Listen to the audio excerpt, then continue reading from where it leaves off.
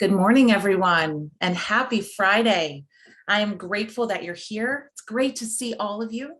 We're just going to take a minute so that every member of our Intentional Conversations VodCast community can get settled into our space.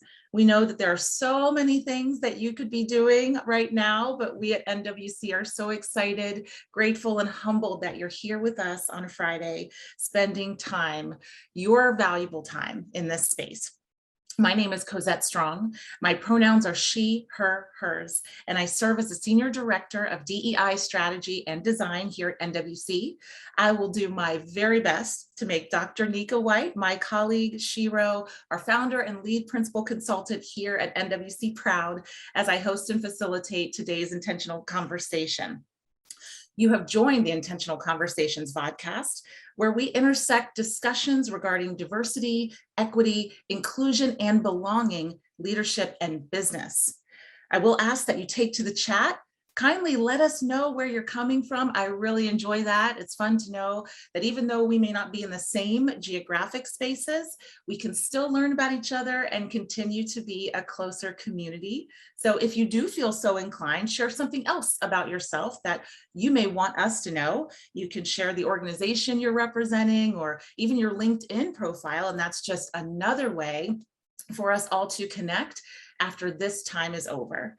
One thing, we welcome and encourage cameras during this time if you're comfortable, but it is certainly not mandatory. We don't require it. It's just another way so we can see your face and feel more connected as we get closer to each other as a learning community. But we also realize that many people join to listen. So let's get to it. Sit back, relax, let's learn and connect. We're so glad you're here. Welcome again to Intentional Conversations VodCast.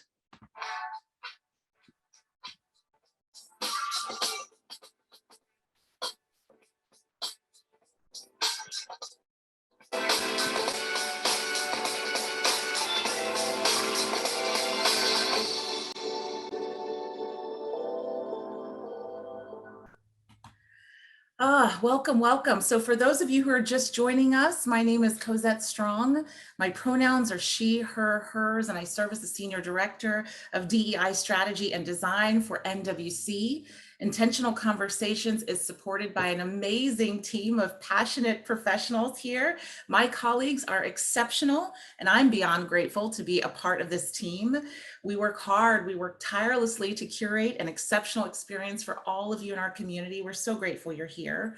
As per usual, I just want to remind you that we do have our VodCast available in podcast form. So if you know of any individuals who love podcasts, who like to consume their content, free to let them know about our learning community, about this VodCast. We'll continue to welcome everyone live to our VodCast, but want you to know of another podcast to encourage others to join us and be a part of this amazing community. It is August, which means it is National Black Business Month. We're so excited to amplify this observance, which highlights the vital role of Black-owned businesses in our economy. So as NWC is a Black-owned business, we like to amplify all of them, and we admire the tenacity and the passion and the innovation and the leadership entrepreneur. And so we want to take a minute to acknowledge the Black business owners who may be here with us today. We're happy that you're here. As per usual, we like to pique your curiosity with what is coming up next for our IC VodCast community. So next Friday, we're really excited to have Dr. Jen Fry joining. We'll be talking about anti-racism, conflict, Black female athlete experiences abroad, and how Dr. Fry's work in athletics is broadly applicable. And don't miss our VodCast on the last Friday in August as we welcome Lisa Galobter. We'll be discussing organizational equity within the employee life cycle, how to solve workplace microaggressions and micro inequities, and the do's and don'ts of organizational equities. Please save the dates for our last VodCasts in August. Save the dates and join us. And by the way, if you have a potential guest co-host in mind who you think would make a great addition to our IC VodCast, please let us know. We are currently recruiting guests for Q1 of 2023. We're booked up for 2022, so that's exciting. But we welcome your recommendations, and maybe it's you, maybe it's a peer, someone you admire, someone you think we should know. And so we'd love for you to share them with us because we want to know them too. So please extend an invitation for them to join us and reach out so that we can get in touch with them. Okay, so this is very exciting. I am so excited. You know what we do here on Intentional Conversations VodCast. We take a moment to officially and formally introduce our guest co-host by sharing their accolades, their credentials, their experience, and the way that they show up in this space to do this work. So what I will do is I will read our guest bio, and then I will invite him to unmute and greet you in his own way. One of the great things about our guest co-host today is he is a friend of NWC and has been with us before. So this is actually his second time with us. Today's guest is Jared Carroll. We're welcoming him again. So exciting. Jared is the head of product experience at Translator Inc., which is a DEI technology company. For more than 20 years, he's been in social justice spaces as a teacher, DEI consultant, writer, public speaker, and facilitator, specializing in guiding white people to confront racism and to be unapologetic anti-racist. I cannot tell you how excited I am for this conversation. Jared has extensive experience in Fortune 500 companies and facilitating difficult conversations and coaching executives to be impactful storytellers. So this resonates with me as a storyteller myself. His first book, A White Guy Confronting Racism, An Invitation to Reflect and Act, was released in November 2021. An avid reader, accomplished musician, and active meditator, he lives with his partner and teenage twins in the San Francisco Bay Area. So I'm going to take a minute. I'm going to ask Jared to unmute and spotlight him so that you can all meet him and he can introduce himself in his own way. Hi, Jared. Hi, Cosette. So great to be here. It's almost like I recognize that introduction, like maybe I wrote it or something. I don't know. No, but seriously, it's so great to be here. And you're right. You know, Nika and I, we met, gosh, early 2020, and then I was on the show. I think it was like June of 2020, which, as we all remember, was a pretty intense time and an important time. But yeah, you covered pretty much what I do. The what I would add, because a lot of people, I get this question whether I'm on a show like this or in just so many different spaces. What, you're a white guy, like, why are you doing this work, right? And we can delve into all that stuff. Yeah. But the main thing that's really that brought me into this work 22 years ago was the death of my father, who was a gay man, and he died of AIDS. And so I like to say that I was born in 1973. So you can do the math if you want to figure out my age, which was the year that the APA finally depathologized homosexuality. So the reason I was born is because my father, he knew he was gay, or he knew he was something. Maybe he didn't have the language, right? But he married a woman and had a kid because that's what you do. And then finally, he had the courage and times and everything. So I like to say that I was born, if we lived in an equitable world, I wouldn't be here. So my reason for coming into this work, whether it's, DEI work, anti-racism work, is very, very personal. And you mentioned, storytelling is what I kind of focus on, using my own story to empower and enable and model what others can do, but how we can individually and collectively and organizationally tell stories that are inclusive, that are impactful, that are powerful, compelling, and that are inspiring. So I think that's enough. Between what you covered and what I just said, I think, hopefully people have a little sense of who I am and what I'm doing and why I'm here. Yes, I love that. Thank you. I love getting to know what makes people get out of bed in the morning and work within this space. That is one of my favorite things. I value human connection so highly, and learning specific details about people, personal details, motivational, inspiring details is one of my favorite things. One thing that I would love to mention that we found out we have in common, before the rest of our community joined us, is that we are both twin parents. So for those of you who were with us a couple of weeks ago when I was the guest co-host, you learned that I have twin 16-year-old boys. And Jared, I'd love for you to just talk a little bit about your twins and maybe one of the best moments in your twin parent life, or one of the most overwhelming moments, or anything that you'd like to share.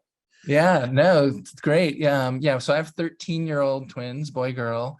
Gosh, so many moments. Right. I'm trying to I don't know what the best one is, but I guess it's just, and maybe, this is true for all parents, I think, not just twin parents, but, the evolution of their relationship. Right. And when we found out my wife was pregnant, I was teaching actually at the time, and I was teaching 6th grade humanities, social justice curriculum, which was, so key to what I do now. And there was a kid in my class who had twin siblings who were in, I think, like 2nd or 3rd grade. So I didn't really know them, but I knew of them. And I remember the mom came in, and she was a pediatrician. And, she'd heard, all the parents had heard that I was having twins. And I said, hey, how are and she had boy, girl twins. And I was talking to her and I said, do they get along? And she said, oh yeah, they're best friends. Like, they're 8 years old, but they still share a room. Like, we'll put them to bed. We'll turn the light off. But then like half hour later, we'll still hear them like talking and sharing. And sometimes one will be in the other's bed. And so I just remember her sharing those stories of her twins. And my wife and I were, intentional about it anyway, but that just like, whatever we do, they're going to be close. Yeah. Of course, all siblings, twins or not, are going to fight and have their things, but we don't buy into the narrative like, well, if they're fighting, that's just what kids do. It's like, no, like, so we really emphasize, like, you two have each other and you're always going to have each other. When whatever else happens with friends, they're in middle school, they're going into 8th grade in a few weeks, right? Like, so whatever else happens with drama and friends and this, like, you have each other. And that's, as a segue, I think that's foundational to the work that I do in these spaces, right? Like, you said it in your intro, like, how do we build connections? How do we center love? How do we center humanity, et cetera? So, yeah. I love that. I love that we have that in common. I noticed for someone who is here with us also has twins in our community. So, cool. I feel like when I found out that I was having twins 16 years ago, I didn't know any other twin parents, and that was very overwhelming for me. And as I've, gotten older and met more people, there are so many people who have twins. I know, talking with Nika at one point, she said, "Oh, I always thought it would be fun to be a twin or to have twins." And so many people say that to me, and I always say, why? Like, it is very exciting. It is very fun, but it is also very, very challenging. And everything is challenging, but it has some unique challenges. So I have a number of interesting conversations when people find out that I am a twin parent, and I'm sure that you and your partner do too. Oh yeah. So I would love to jump into this conversation. I have been waiting for this conversation. I am so excited, especially about the work that you do, and now knowing your story, now knowing what gets you out of bed in the morning to this space. I want to jump right to it. And I want to hear from you about how you guide white people or organizations that are, predominantly white, to confront racism. How do you help them and guide them to be unapologetic anti-racists? I love that, unapologetic anti-racists. Yeah. Well, if you will allow me, I'm going to read a piece from the book. Yes, please. But actually, I think, and Nika may or may not remember this from 2 years ago. I'd be impressed if she did, but I read this piece then because it's kind of at the heart of what I think is the challenge for white people. Okay. And so this is called Push Through the Discomfort. You're a white person newly waking up to 400 years of racial injustice. Good. We need you. Continue on your journey. Don't get stuck on the I don't know what to do about racism track. You do know what to do about racism. What you don't know is how to be consistently, visibly anti-racist. You don't know how to be associated with anti-racism in a demonstrable public way. You feel nervous making the transformation, stepping into the unknown, taking a risk. Sure, you're concerned about saying the wrong thing, offending Black people, white guilt, but you're more worried about how your relationships will change with your white friends and colleagues, jeopardizing the social capital you've accrued with white people who have never known you to be anti-racist. The people who don't see you as that kind of person, who will be surprised by the new you, who may tease, mock, and belittle you, who will ask you why you're so serious all of a sudden, whose friendships you may strain or even lose. You don't know how to navigate this, how to absorb the criticism, how to embody the new anti-racist you. Because you don't yet have the fluency and confidence, you feel awkward, anxious, uncomfortable, and you have to push through the discomfort. If you don't, nothing changes. And so, wow.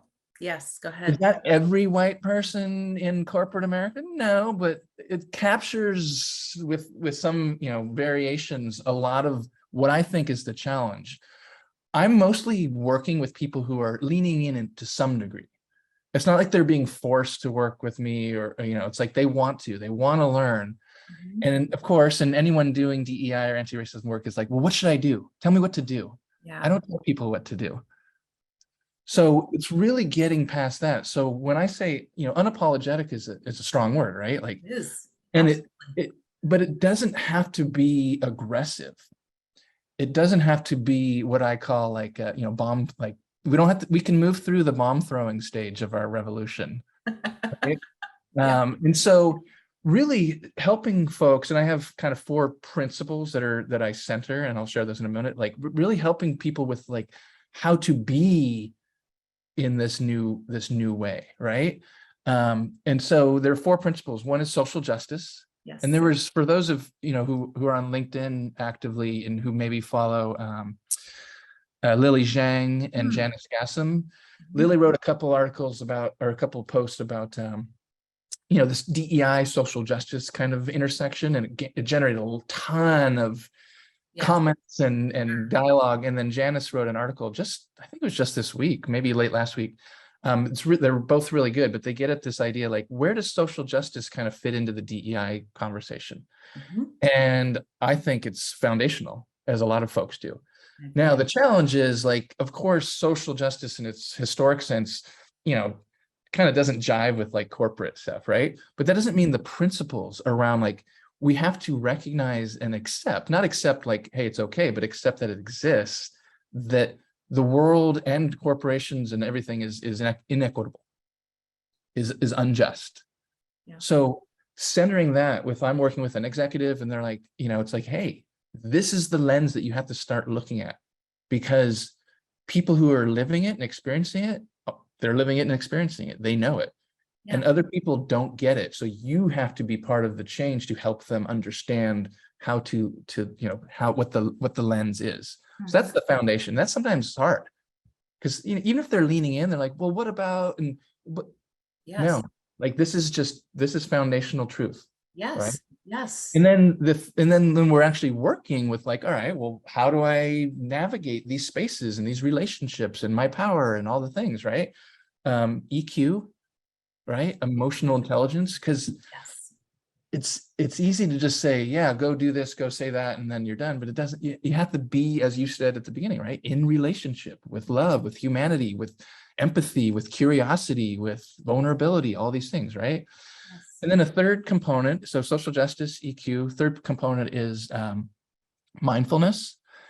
And it's not, I don't necessarily lead people in meditation sessions, but it's like, how do we, when we don't know what to do, when we're put on the spot, when we're at a, in a media opportunity, all these things, and we're nervous, or we're being challenged, or we're being, whatever, how do you stay in the conversation? How do you stay present? How do you absorb that discomfort and move through it? Kind of like what the piece was.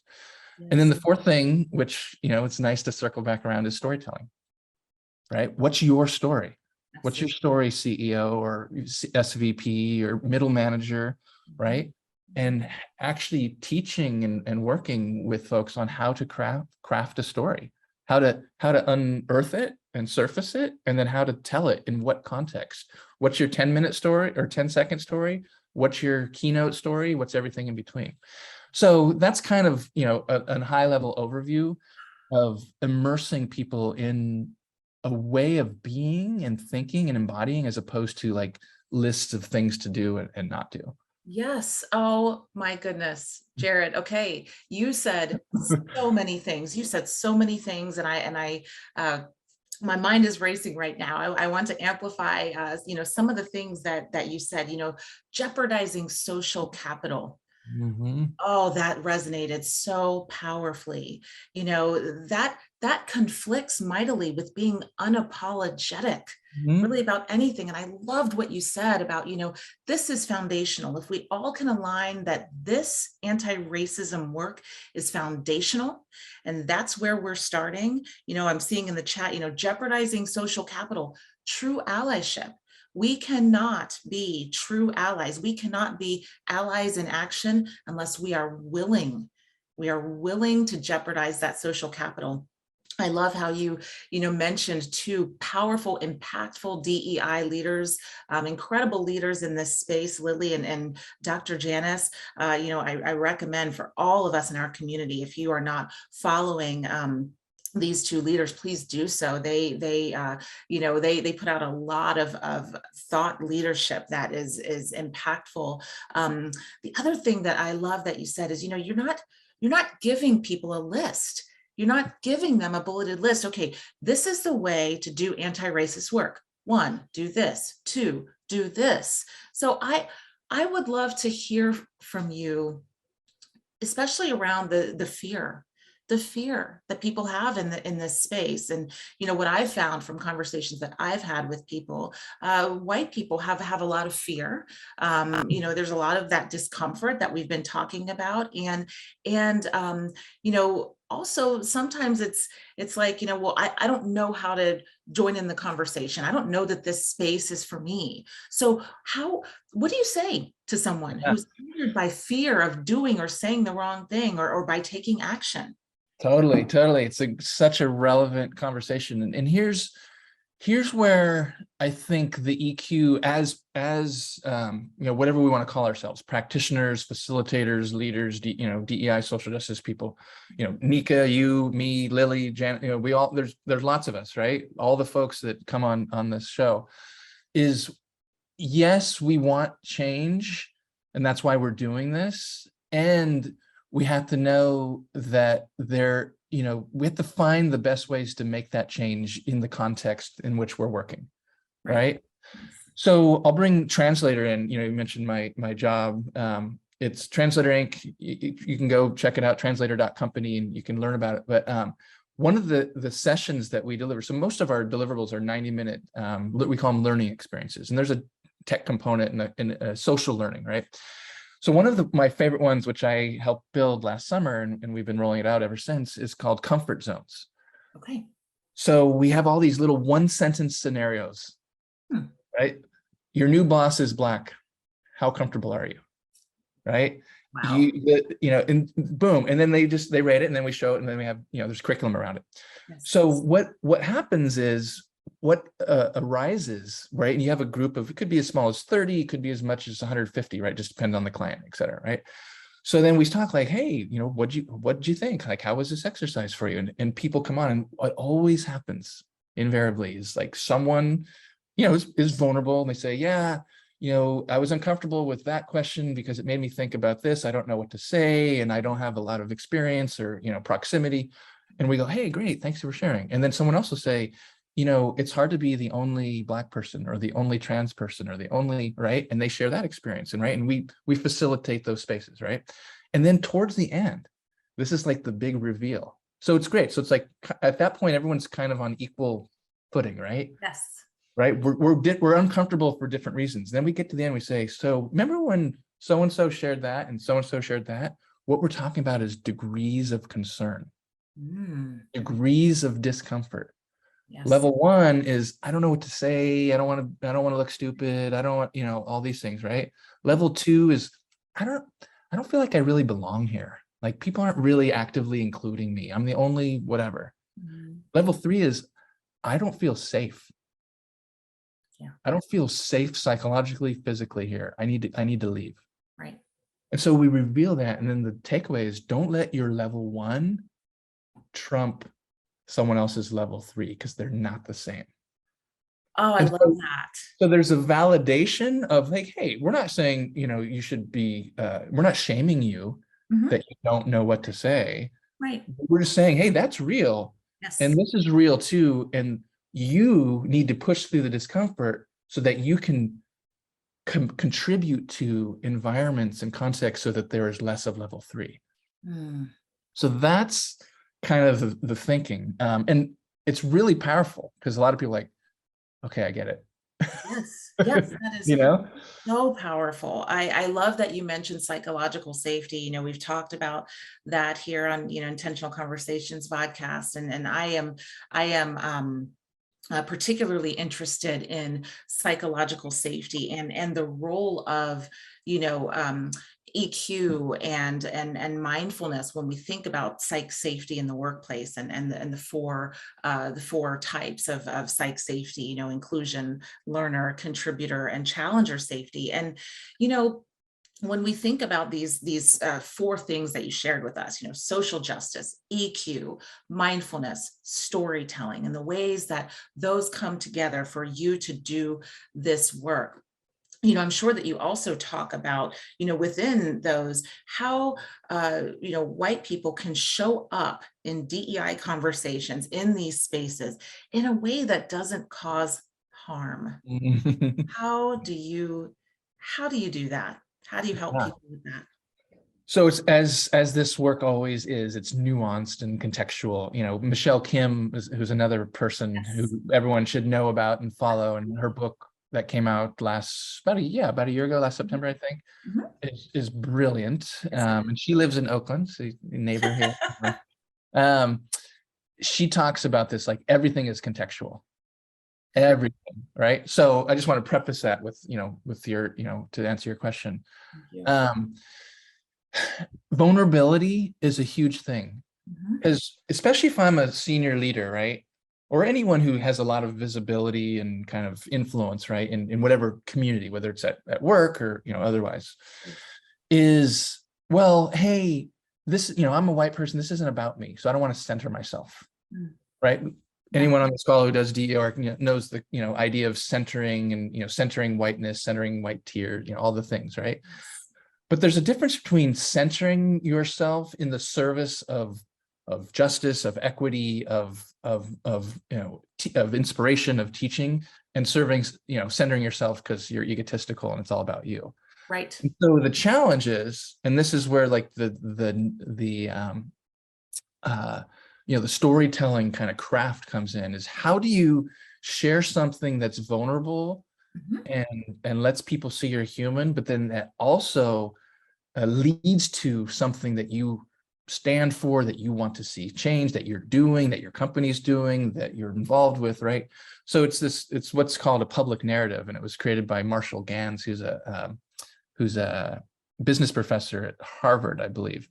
And so the public narrative is story of self, story of us, story of now. I'm not going to go into all the details of it, but because what happens, and you see this all the time, whether it's a social media post or a short, video thing that an executive, something happens, right?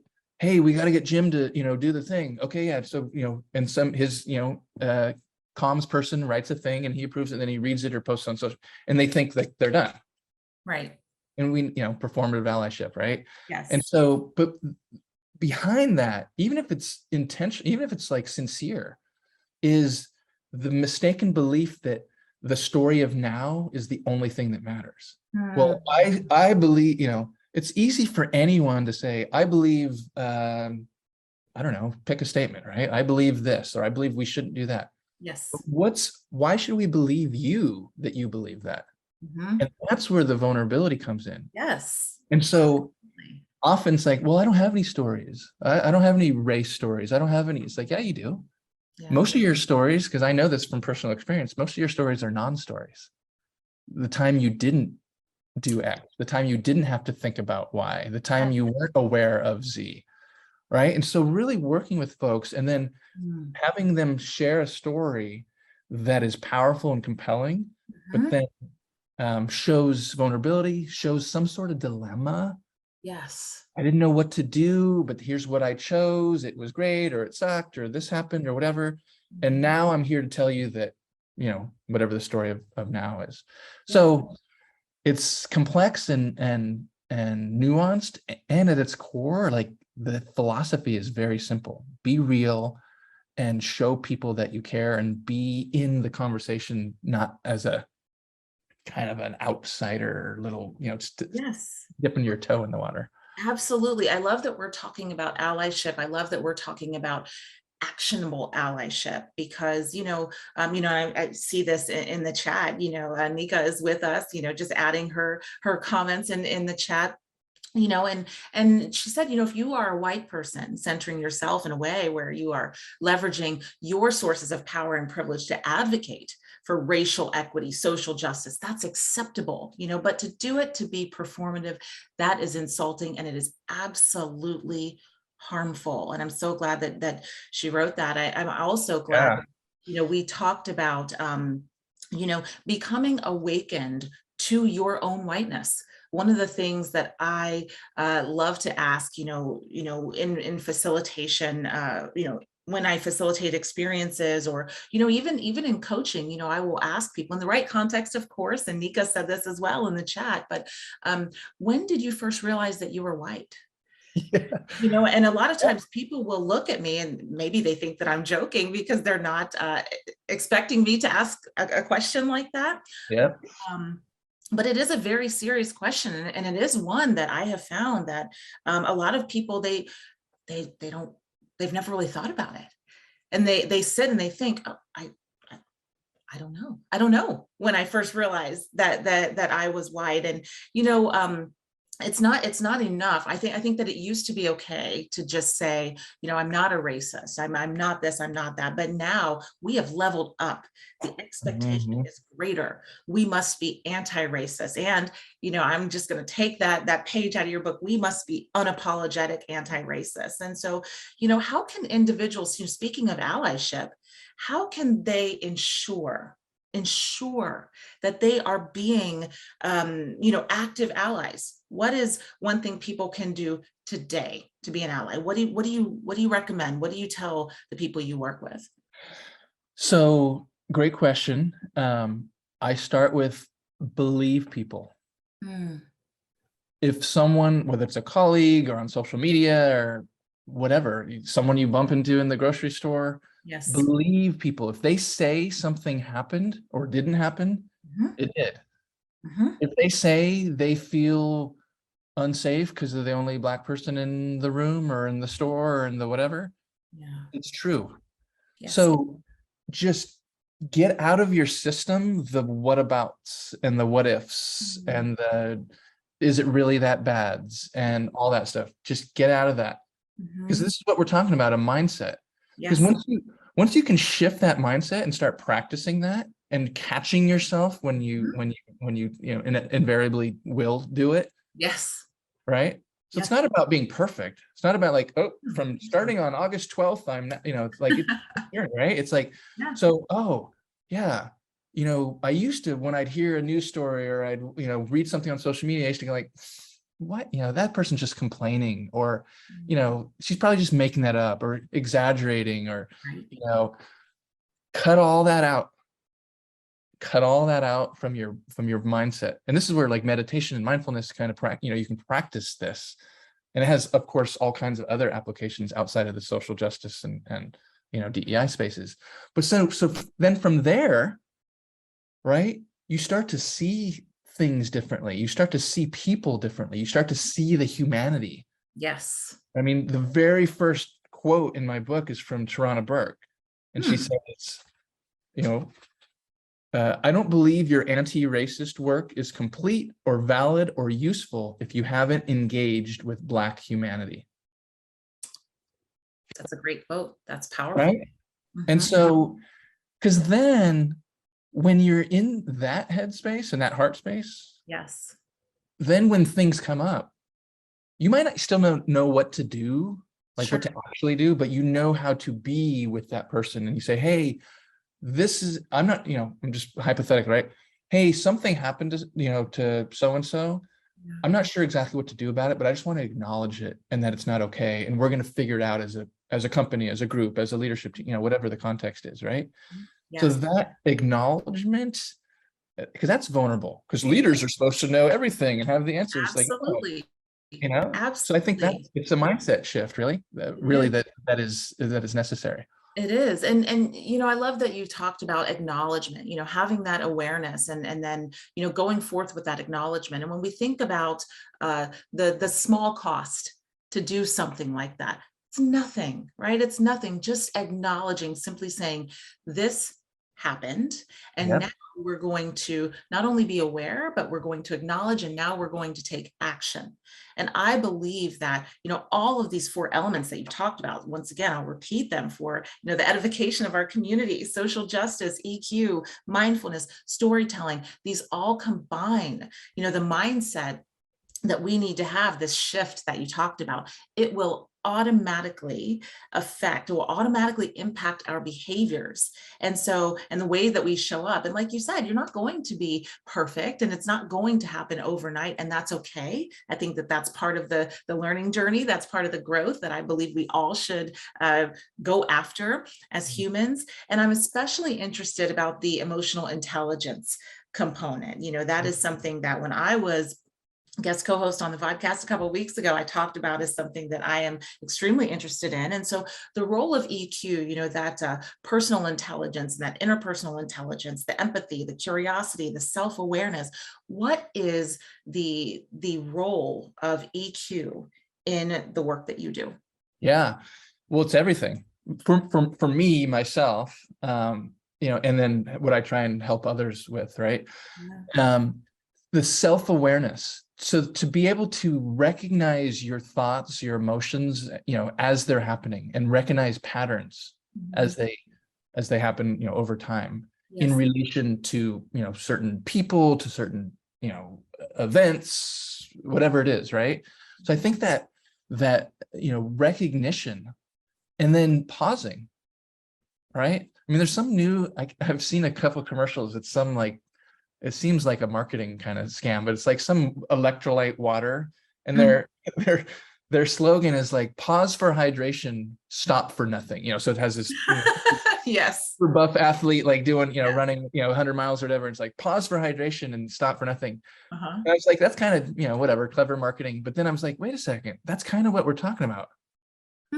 Pause to recognize how you're feeling. What's going on? How is this similar to what's gone on yesterday or last week or whatever? But then don't stop doing the work. Don't stop learning. Don't stop immersing. Don't stop, not to quote Journey, but don't stop believing.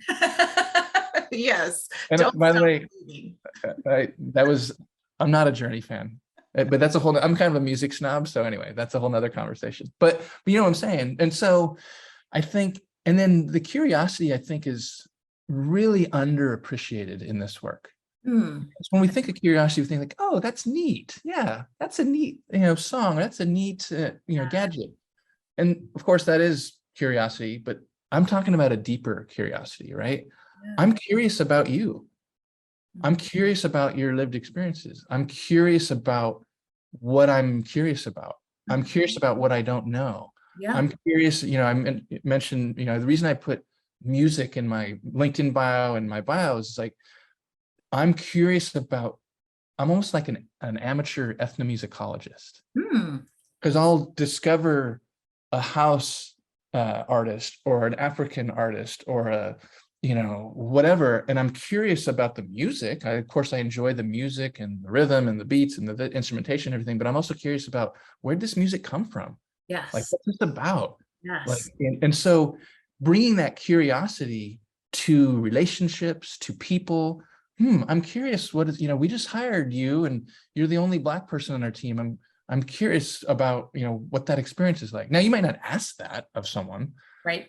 But or you find ways to do it in a relevant way, right? But Yes. it's that curiosity. So I think that's because I don't know if it's the opposite of curiosity, but judgment is so easy. It is. To arrive at a conclusion about someone or something or some interaction.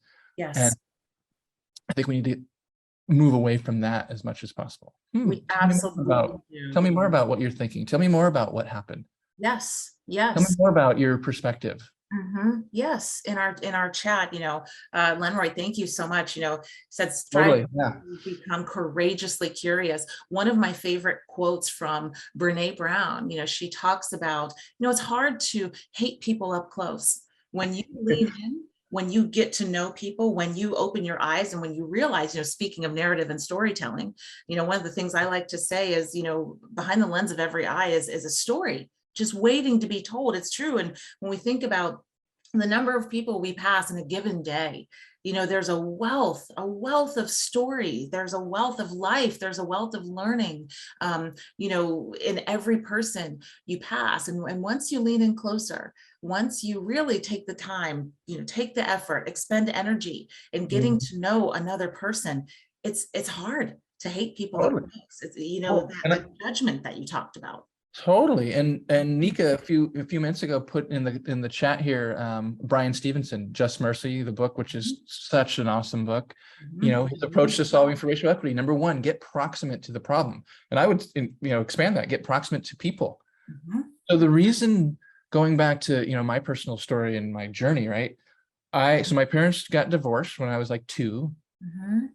But I didn't know why. It wasn't like they said, hey, your dad's gay. And, no one told me that. This was the early mid-70s, right? Yeah. And so I didn't know my dad was gay. I just knew he lived in LA. And we grew up in San Diego. He lived in LA. And then he moved to San Francisco when I was 11. I go up and visit him. And he was just my dad. And I saw him 4 or 5 times a year, right? Yeah. And then when I was 14, almost 15, the end of my freshman year, he told me he was gay. Okay. And the reason that was so hard was because I was proximate to him, but I didn't know that I was proximate to a gay person. Yeah. And so it was so foreign to me. Like, what? I don't know any gay people. Now I know one, it's my dad. Yeah. So wow. I was ashamed. I was embarrassed. I was confused. I had no outlets. I had no resources. Right. And so finally, when I was 20 years old, and this is in the book too, I told my best friend, Amy, I said, Amy, I got something to tell you. She's like, yeah, you're being weird. What's up? I said, well, my dad's gay. She's like, big deal. I'm like, really? She's like, oh yeah. And she was so much further along in her awareness and her journey. And it just opened. I was 20 and I was a college athlete. I was drinking 9 days a week, and it was like I had this reputation. And that was the beginning of shedding all that. Oh. I think so much of the story, when to bring it back into the corporate space, right, is shedding who you think you are. And letting go of that intentionally because you don't want to be that guy. Yes. Yes. Right. Anymore. Yes. So, I think also shedding your expectations and notion of who other people should be in your eyes, according to your own perspective and your own lived experiences and, all of that. And so, this is an amazing conversation. I feel like we're going to be best friends now, Jared. I mean, you're stuck with me forever. I want to, open up, for questions from our community. Feel free to raise your hand or to, put a question in the chat. And if you would like, I am happy to ask you to unmute, happy to spotlight you so you can have a conversation with Jared instead of me hogging all of the airtime with him. So please feel free to do that, and I will. Keep an eye out for your hand or a question in the chat. As we are waiting for that, I have a question for you because something just popped in my head about our expectations of others and the ways that we almost put people in boxes and expect certain things of them that, frankly, we shouldn't expect. And it makes me think about tone policing. And boundary setting. And I'm curious to know from you, can you explain the difference Yeah, so in the context in which it applies to me mostly is because I'm active, I'm vocal, I've written, so as anyone who is, whatever your background, racial or otherwise, like you're gonna get people coming into your spaces with all kinds of opinions and stuff, right? And so and this happened about a year ago, maybe like September, October, I was, getting ready to launch the book and I was promoting it and I was, doing a bunch of stuff. And of course, 98% positive and excited and everything. But then there's people like, oh, who are you? And this coming at me approach that, it was easy and often people of color, but also some white folks too, kind of like, who are you? You're not qualified. They were gotcha-ing me. They were weaponizing. They were, gatekeeping, all this stuff. And my personality is like, hey, tell me more. Like, hey, I'm in trying to build relationship, even if it's, minimal and kind of superficial online. And some people they're not interested in that.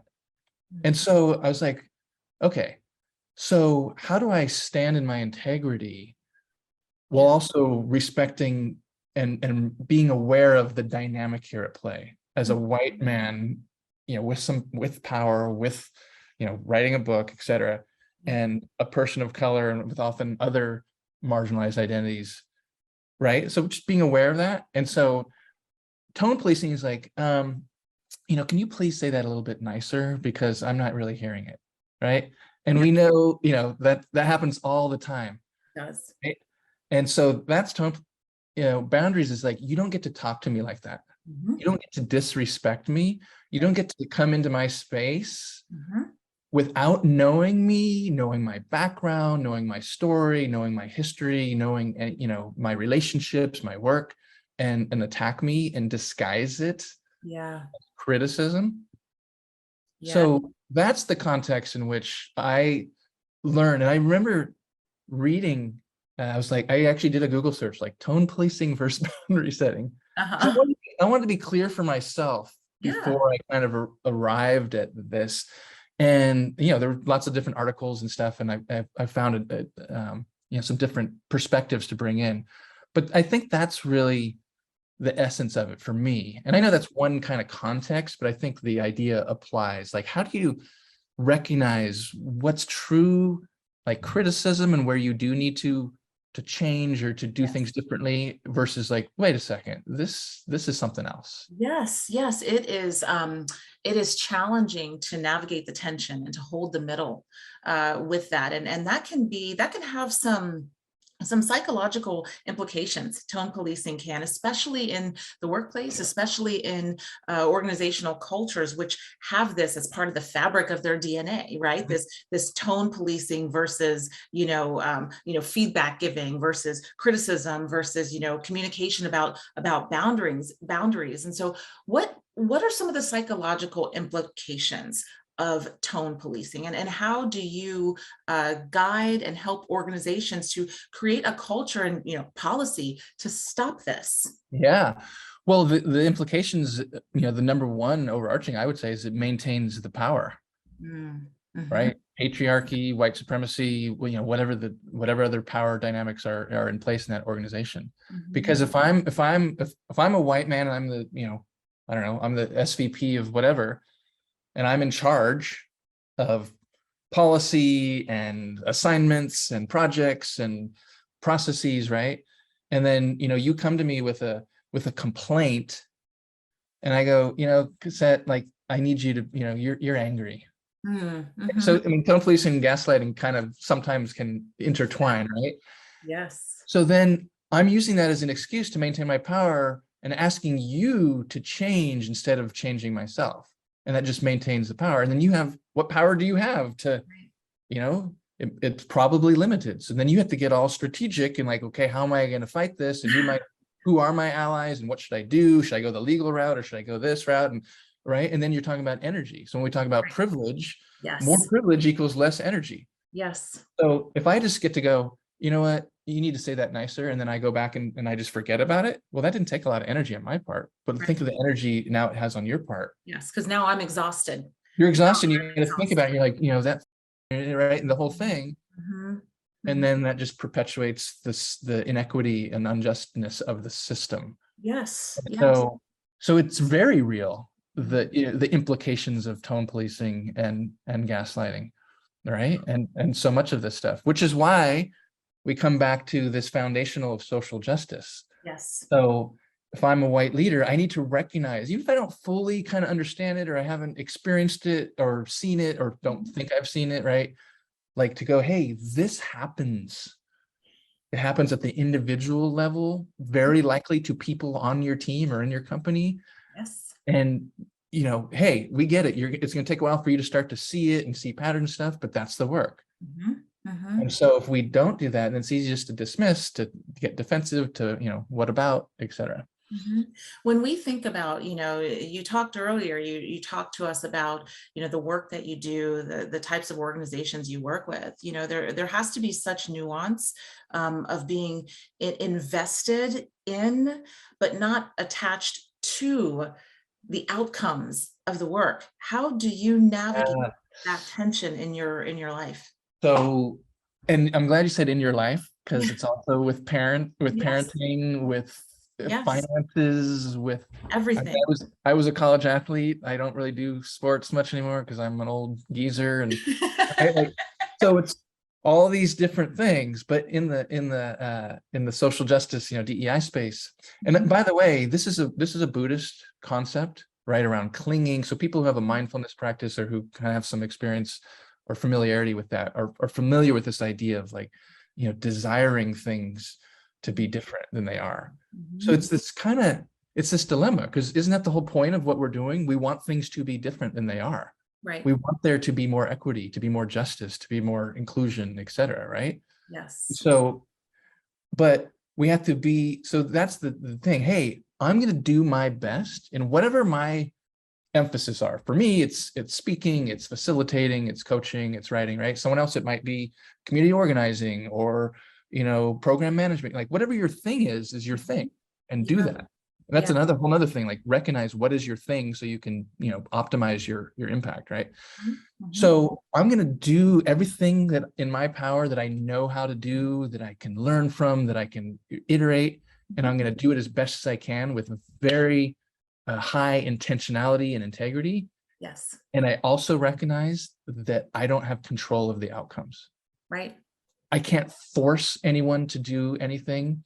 Right. I don't, you know, and everyone's context is different, but we might not have the power to change the policy. We might not have the power to, you know, revamp the hiring, you know, policy. Like, so being invested in and doing our best to influence and inspire and teach and thing, but just knowing, hey, if it doesn't happen, then I'm going to keep trying. I'm going to keep doing it. I'm going to reiterate. I'm going to try a different tactic. And so, because if we get attached, what happens is we get burnout, we get pissed off, we get, you know, and I'm drawing a blank. She's a friend of mine who gave me this phrase, like, we get into the bomb throwing stage of our revolution. We're like, oh, you don't get it. And I was in that for like 10 years, from like 2000 to 2010-ish. You know, my kids were born in 2009. So I think there was a slight change when they were born. Cause I'm like, I gotta mellow out. Right. Maybe just slight. Yeah. But so, you know, and you hear the pejorative, like, social justice warrior and all these things. And I'm not saying don't come with intensity and, you know, I'm not trying to tone police passion. Show up, right? But I'm just saying, be mindful of how we stay relevant in these conversations, in these spaces, so that we actually do make the change that we want. Yeah, one of the things that, you know, I have been fascinated by and still processing and trying to figure out exactly where I stand on it is, you know, the corporate stance on, you know, taking a public stance on social justice. And so, you know, I'm curious to know what you think about that. What's your position on corporations taking a public social justice stance, and how can social justice, how can it be actualized within the confines of an organization?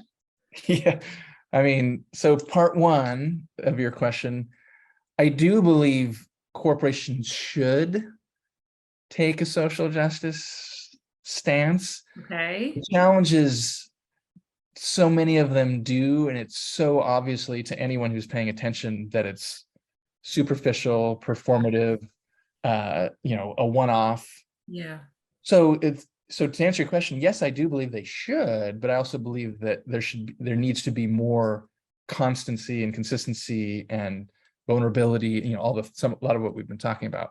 Yes. So, but the reality is, oh, something happened. Hey, Connie, can you write that, thing for me and get it on my desk by, 2? Okay, looks good. Yeah, can you post that to LinkedIn or right? like that?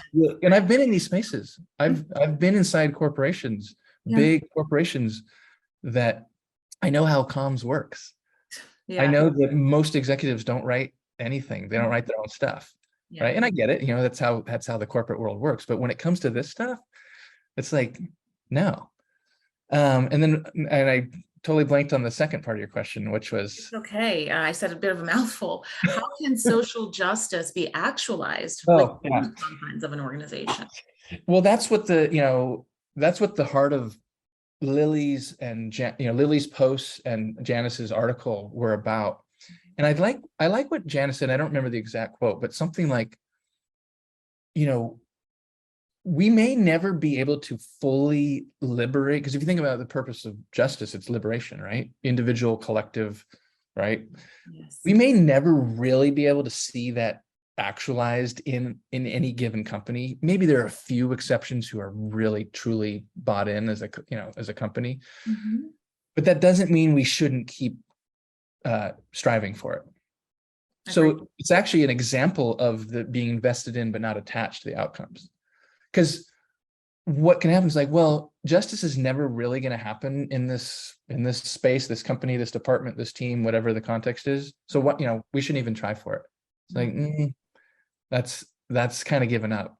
So how do we keep the principles, of social justice and keep teaching, keep normalizing these conversations so that we do make progress? We might not get to, where it's a truly liberated, anything, space, company, but if we don't keep trying, then why are we doing this work in the first place?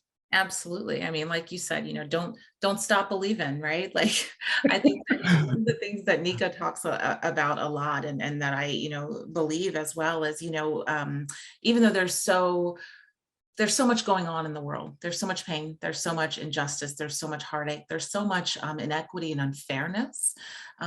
But if we are not audaciously hopeful, then what's the point? Right? Yeah. What's the point? And so, for me, I want my actions to disrupt this, the narrative of the privileged majority. I want my actions to have a positive impact. I want my actions to increase human connection and belonging for everyone. And so how, tell us about, in our last couple of minutes here. I really want to leave us on an inspirational, hopeful note, and just around your book and your hope and why it needed to be written. Well, you kind of queued me up, whether intentionally or not. Like you said, I want my actions to, right? Yeah. That's what people have to figure out. What do you want your actions, your thoughts, your relationships, your behaviors, your impact to be?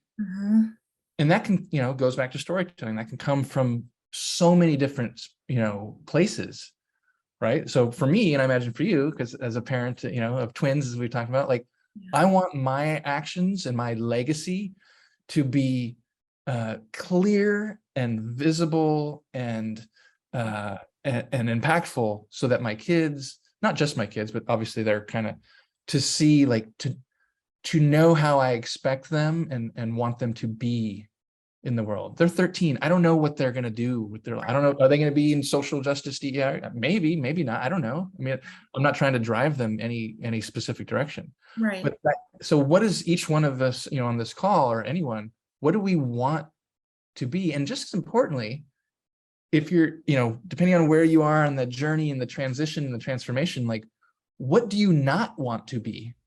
Like, I didn't want to be that guy anymore.